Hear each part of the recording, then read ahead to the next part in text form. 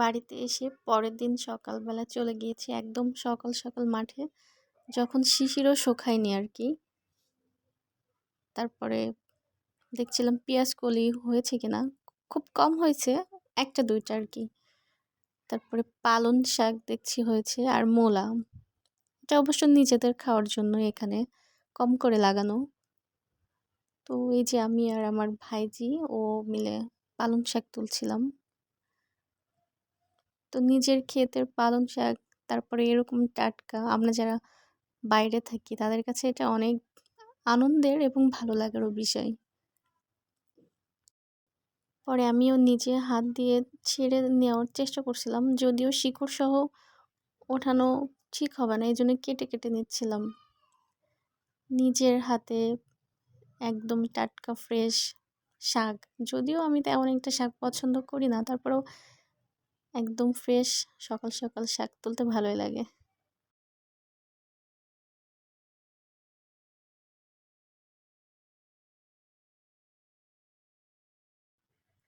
পরের দিন সকালবেলা ভেবে রেখেছি বিকালের দিকে আমরা জারবারা বাগানে যাব, যদিও আসতে একটু দেরি হয়ে গিয়েছিল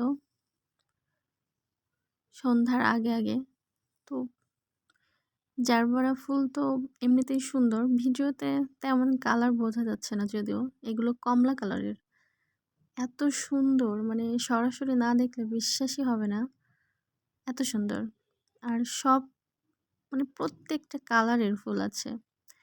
এটা হচ্ছে খয়েরি, আমি অনেক চেষ্টা করেও এটা ভাঙতে পারছিলাম না, অনেক শক্ত। যাই হোক, আমি কয়েকটা কালারের নিয়েছিলাম। কার কার এখনো সরিষা বাগানে ঘুরতে যাওয়া হয়নি?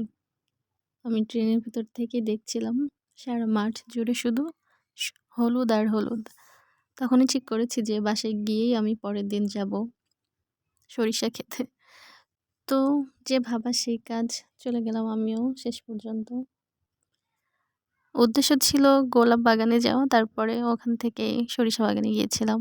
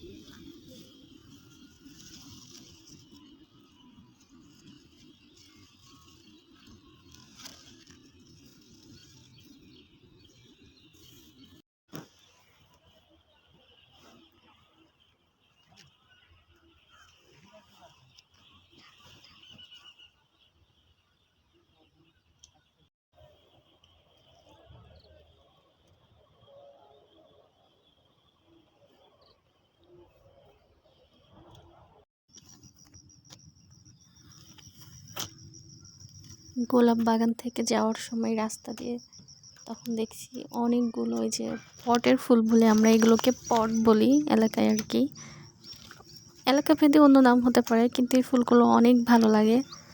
দেখছিলাম অনেক জায়গা জুড়ে ছিল, আমিও কয়েকটা উঠায় নিচ্ছিলাম।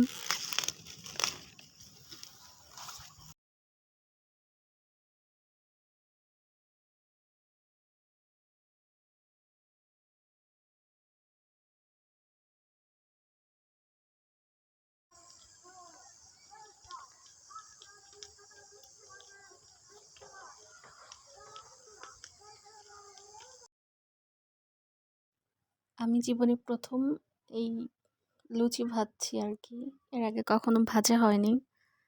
সেদিন প্রায় 800-র বেশি লুচি ভাজা হয়েছিল দোকানে হালখাতার জন্য।